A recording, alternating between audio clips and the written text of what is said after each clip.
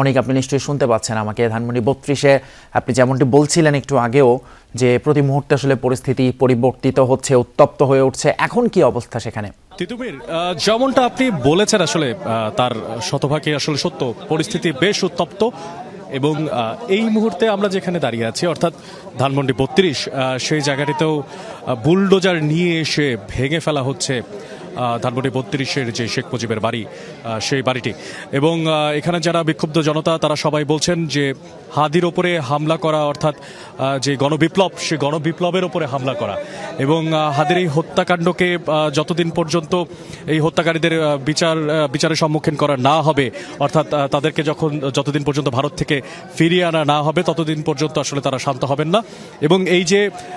ভাঙচুর করাটাও হচ্ছে তাদের যে বিক্ষোভ, সেই বিক্ষোভেরই একটা অংশ।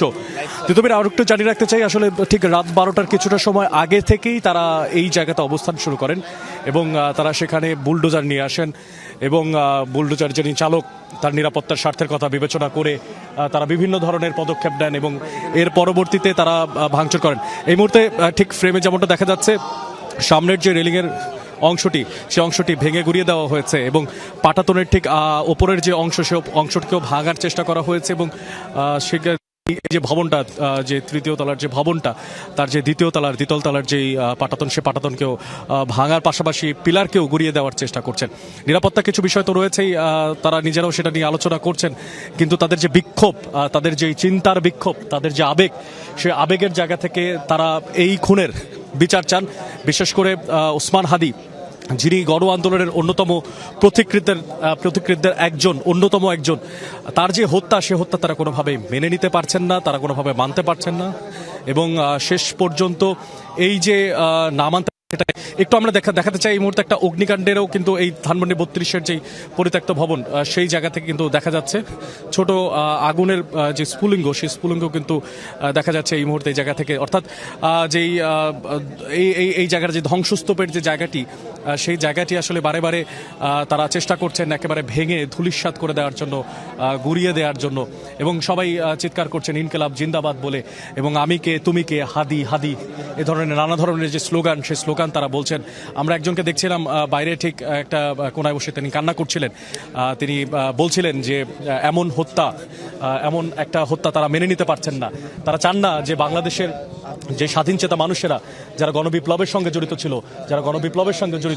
যারা এই দেশের সাহসী নাগরিক, তারা এভাবে যারা হচ্ছে হত্যাকারী, চিহ্নিত হত্যাকারী, তারা এইভাবে করে পার পেয়ে যাক, কোনোভাবেই তারা আসলে সেটি মেনে নিতে পারছে না এবং সেই ক্ষোভের বহিঃপ্রকাশ থেকে কিন্তু ভাঙচুর করা হচ্ছিল। কিছুক্ষণ আগেও